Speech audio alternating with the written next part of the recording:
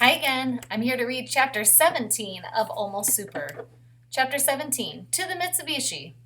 My eyes were still trying to adjust to the flash when a wave of thunder crashed over the house, shaking walls, rattling Mom's hanging forks decoration, and vibrating the floorboards under my feet. When the house settled down, Dad asked, "Is everyone all right?" I let go of the windowsill. The sky was dark and quiet once again. I nodded. "Was that lightning?" Benny asked. "Not lightning like I've ever seen before," I said. "It looked like it shot up from the ground."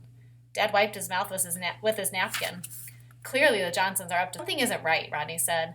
"It's like I was in the middle of doing something and I didn't quite finish. Like I've left something undone." "I feel the same way," Mom said. We sat in the awkward silence until Dad came back into the room, dressed up in his super suit. "I'm off to see Grandpa," he said. "We'll find out what is going on." He strode to the window and looked out. "It's dark enough that I don't think anybody will see me fly out this way. Stay here and don't answer the door." Dad opened the window and jumped. I heard a crash. Gah! I went to the window. Dad was lying face down on the frozen ground of the flower garden, his arms stretched out in front of him. "What are you doing?" I asked. And then it hit me. The flash of lightning, just like the one I'd seen on the day Benny and I got our powers. I turned and saw Rodney still in a daze. "Rodney," I said, "have you lost your power?" Rodney looked stunned. "That's it," he said. I'm not smart anymore. I have a brain the size of a pea." His voice filled with panic.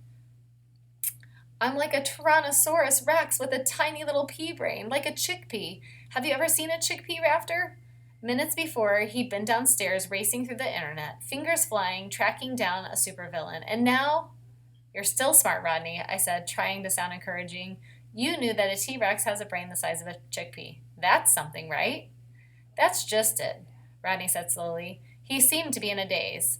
"I'm not sure about the whole chickpea thing. It might be a walnut. I can't remember because I've lost all my brain power." "Do you have a new power?" I asked. Rodney looked at me and nodded. Yes, I do." He lifted up his hands. "I can stop my fingernails from growing." He paused, then spoke again. "See? They're not growing. Right now, they've stopped growing." "Mom," I asked, "what about you?" Mom didn't say anything for a few seconds. Then she said, "I can play an accordion with one hand." The front door slammed and Dad walked in. He had snow and mud smeared over the front of his suit. "I don't mean to alarm anybody, but I can't fly." Dad looked surprised that none of us looked surprised. "That flash of light gave everybody worthless powers," I said. "Do you have a worthless power?" Dad cocked his head to the side. I could see him searching his brain for his new power. He opened his mouth and burped. "It appears I can burp in Russian," Dad said. His phone rang and he answered it. Benny looked at me, his eyebrows raised. I shrugged my shoulders. "Well, that changes nothing," Dad said into the phone. "Of course we'll come, right? Goodbye." Dad closed his phone. That was Grandpa. "It appears that all of the Baileys in Split Rock have lost their powers. Reports are coming in that the Johnsons are waging a full-scale attack. They were last seen heading toward the stadium."